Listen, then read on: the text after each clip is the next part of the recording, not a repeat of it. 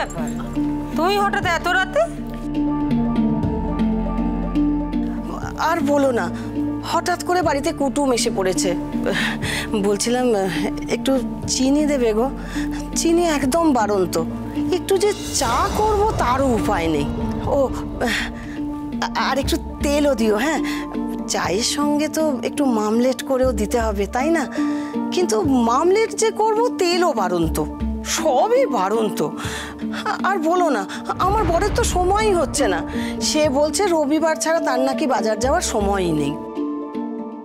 শোনো, বাজারের গল্প দিও না, বলো যে হাতে টাকা ফুরিয়ে গেছে এখন, সেই জন্য চিনি আর তেল কিনতে পারছো না।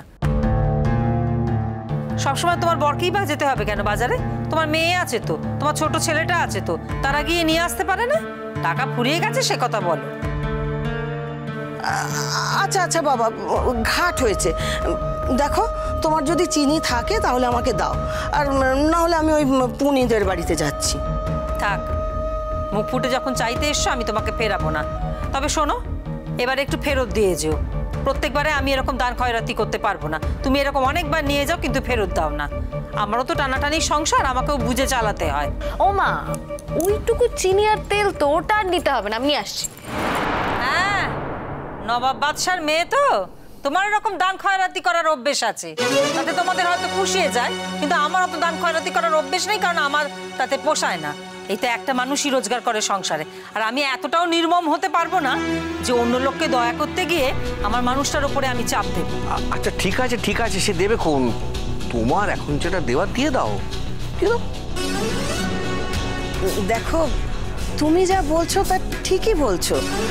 তোমার ধার বাকি দেওয়ার সময়ও নেই লোককে, আর উপায়ও নেই, সেটা আমি মেনে নিচ্ছি। আসলে কি জানো তো, আমারও না হাত খালি হয়ে যায়, আনতে আনতে সব খরচ হয়ে যায়। ভাবি দিয়ে দেবো, প্রতিবারই ভাবি দিয়ে দেবো, কিন্তু দেওয়া হয় না। তবে হ্যাঁ, তোমার কপাল কিন্তু ফিরলো। হ্যাঁ, তা আমার কপালটা ফিরলো কিরকম করে?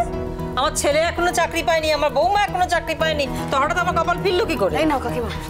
কি হয়েছে কাকিমা? কোনো ভালো খবর আছে নাকি? না না, ভালো খবর থাকতেই পারে, ভালো খবর আছে, অথচ আমি জানি না। আমার বাড়ির খবর আপনি জানেন, ব্যাপারটা কি বলুন তো? আর বলবেন না দাদা, আপনার মেয়ে ও তো শ্মশানো ছেলে ধরেছে।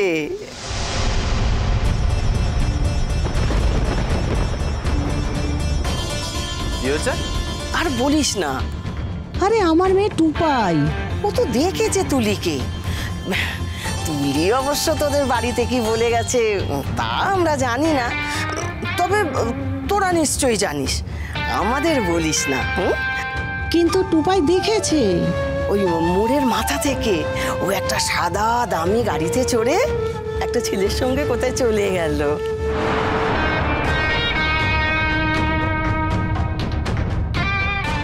তবে দেখ, আজকালকার দিনকাল তো ভালো নয়। কোনো ছেলের সঙ্গে গাড়িতে চড়ে বসলেই সে যে একেবারে রাজসিংহাসনে চড়িয়ে কোনো মেয়েকে তার সংসারে নিয়ে যাবে, তেমনটা তো নয়, তাই না? কুকীর্তি করে দুদিন বাদে ছেড়ে দিল, তখন তখন কি হবে বলতো? তাই বলছি, জানিস বাবা, একটু সাবধানে থাকিস। সাবধানে তো মার নেই, আজকালকার দিনকাল যা পড়েছে। মেয়েটা যদি একটা কোনো বিপদ আপদ হয়ে যায়, হ্যাঁ, তখন কি হবে বলতো? হ্যাঁ, দাঁড়াও দাঁড়াও, তুমি কোথায় দেখেছো তুলিকে? না না, আমি দেখিনি, টুপাই দেখেছে। টুপাই তো ওই সময় পড়াতে যায়, আর তুলিও পড়াতে যায় ওই রাস্তা দিয়ে। তো টুপাই তুলিকে দেখে দূর থেকে ডেকেছিল। কিন্তু তুলির কি আর তখন সেই ডাক শোনার মন আছে? শোনেনি। একটা বড় গাড়ি এসে তখন দাঁড়িয়ে আছে। টুপাই তো বললো ও দেখেছে। ওই দামি গাড়িটা থেকে একটা সুন্দর ছেলে গাড়ির দরজাটা খুলে দিল, তারপর তুলিকে নিয়ে ওই গাড়িটা করে হুশ করে কোথায় চলে গেল। আমি তখন বললাম, দেখ দেখ তুলির কপালখানা দেখ। তবে হ্যাঁ, কপালের নাম গোপাল। কার যে কখন কপাল বিগড়ে যায় কে বলতে পারে বলতো? হ্যাঁ, আর তাছাড়া পরকে দেখে লোভ করিস না, যা রয় তাই সয়। তোর জন্য না হয় আমরা সেরাম পাত্রই খুঁজবো। আচ্ছা বলো, আমাদের যেমন সামর্থ্য, আমাদের তো সেরকম ছেলেই দেখতে হবে, হ্যাঁ তাই না? বড় লোকের ছেলে ধরলেই তো হলো না।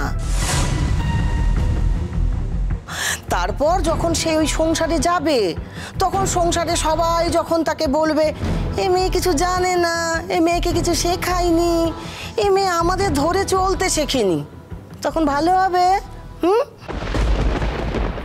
তারপর তো ওই 2 দিন বাদে বাপের বাড়িতে দিয়ে যাবে, যদি অবশ্য বিয়ে হয়।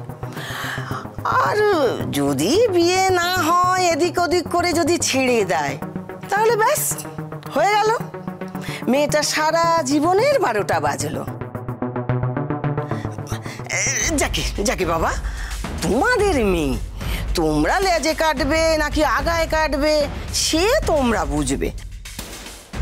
তুমি যা বলছো ঠিক বলছো তো? সত্যি টুপাই দেখেছে তো? আমি কিন্তু যাচ্ছি টুপাইয়ের কাছে। ওমা, সত্যি না বললে রূপাইকে মিথ্যে কথা বলছে নাকি? আমার রূপাই মিথ্যে কথা বলার মতো মেয়েই নয়। আর তাছাড়া কেনই বা মিথ্যে কথা বলতে যাবে? ও তো আনন্দে নাচতে নাচতে এসে বলল, মা তুলির কি ভাগ্য, ও একটা সাদা দামি গাড়িতে চড়ে একটা সুন্দর দেখতে ছেলের সাথে কোথায় চলে গেল। ও কেন মিথ্যে কথা বলতে যাবে বাছা? আচ্ছা কাকিমা, এমনও তো হতে পারে যে যে ছেলের সঙ্গে তুলি গেছে সে ছেলেটা তুলিকে ভালোবাসে, তুলির খুব একটা সুন্দর ভালো বিয়ে হবে। এই খবরটা শুনে তো তোমার আনন্দ হওয়ার কথা। মানে টুপাই যেরকম তোমার মেয়ে, তুলিও তো তোমার মেয়েরই মতো। ভালো খবর নাকি খারাপ খবর সে কি করে বলবো মা? হ্যাঁ, এখনো তো পরিষ্কার করে কিছু বোঝা যাচ্ছে না। দেখো আগে বিয়ে অবধি ব্যাপারটা গড়ায় কিনা সেটা দেখো। আরে বাবা, আমাদেরও তো অভিজ্ঞতা হয়েছে, আমরাও তো একটু আধটু জানি, একটু আধটু বুঝি ব্যাপারগুলো। বিয়ে অবধি গড়ানো কিন্তু সহজ কথা নয়। তবে হ্যাঁ, তুলিকেও বলি হারিয়ে যাই বাছা, তুই যখন এরকম একটা কাজের সঙ্গে জড়িয়েই পড়েছিস, তখন তুই বাড়িতে না বলিস, তুই তো তোর বৌদিকে বলবি। আরে বাবা, ওই বৌদির সঙ্গে তো তোর দারুণ দহরম মহরম। তা নয়, ওই বৌদির কাছেও তুই পুরো ব্যাপারটা গোপন করে গেলি। ছি ছি ছি ছি ছি ছি। তবে যাকে আমার আর কি বলো তো, হ্যাঁ তোমাদের মেয়ে, এই তোমরাই বুঝবে। যদি মনে করো খোঁজ খবর নেবে তাহলে নিও, আর যদি মনে করো মেয়েকে ধর্মের নামে ছেড়ে দেবে তো যাক, চিনি তেল দুটোই দিয়েছো আমাকে। হ্যাঁ আচ্ছা শোনো, এবার কিন্তু সব ফেরত পাবে, চিনি তেল দুটোই ফেরত পাবে। জানো, আমার ছেলে সুখদেবের একটা চাকরির কথা চলছে, ওই চাকরিটা যদি হয়ে যায় তবে কিন্তু দ্বিতীয়বার আমি আর তোমাদের বাড়িতে আসবো না। তাছাড়া আমার মেয়েরও বিয়ে দেখাশোনা চলছে জানো। তবে কি জানো, আমাদের যেমন সামর্থ্য আমরা তো সেই রকম ছেলেই দেখে দেব। তবে আমাদেরও তো লোভ লালসা নেই, মেয়েকে যেখানেই বিয়ে দেব মেয়ে সেখানেই বিয়ে করবে। তবে একটা কথা বাবা, আমাদের মেয়ে বাড়ির বাইরে গিয়ে অন্যের গাড়ি চড়ে ঘুরে বেড়াবে আর বাড়িতে জানাবে না, তেমন শিক্ষা কিন্তু আমরা আমাদের মেয়েকে দিইনি।